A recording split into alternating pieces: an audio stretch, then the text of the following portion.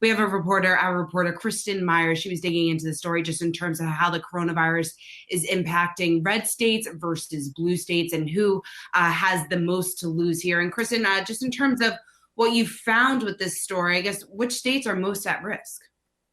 Hey, Seana. So that's a really great question. So first, I want to give you the total number of cases that we're seeing overall, according to the CDC. That's almost 11,000, actually roughly about 10,500 across the United States. But we're focusing here in on 4 states in particular. We have New York, we have New Jersey, we have Washington, and we also have California. Those are the 4 states that really have the highest number of cases. Now, I'm sure it comes as no surprise that because of population density, that the cities in those states are going to be the hardest hit. So number 1 coming up, we have New York City, of course, here in New York State. That was recently, just actually moments ago, we now have over 3,000 cases here inside New York City, 3,615. That's according to Mayor de Blasio. After that, we have Washington. Seattle has the most number of cases inside that state.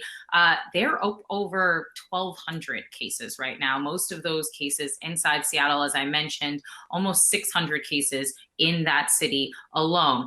Now, I don't want to overwhelm everyone with all the figures because I know we don't have like the fun graphics that we used to have.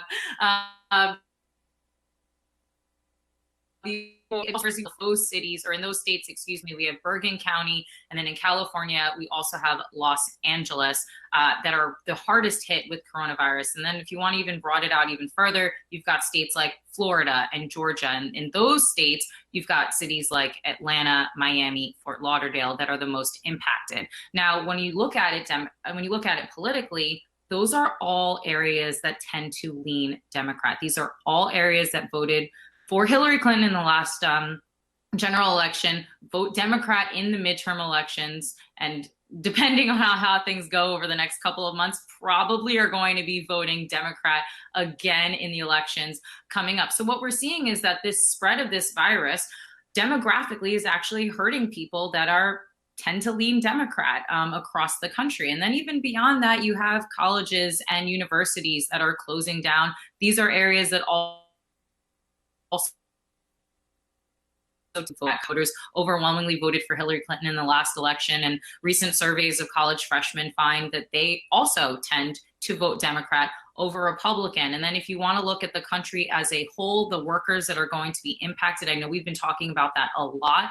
Those are those low-wage workers, and particularly workers of color. So the Black and Hispanic workers. Now, 60% of Black voters vote Democrat, 40% of Hispanic voters vote Democrat. So when you really look at this on a large scale, just when you look at the sheer communities and the demographics that are impacted by this the most, it seems as if you're seeing that spread and that impact most in those blue areas, those blue states, those blue communities, and with those blue voters versus Republican areas.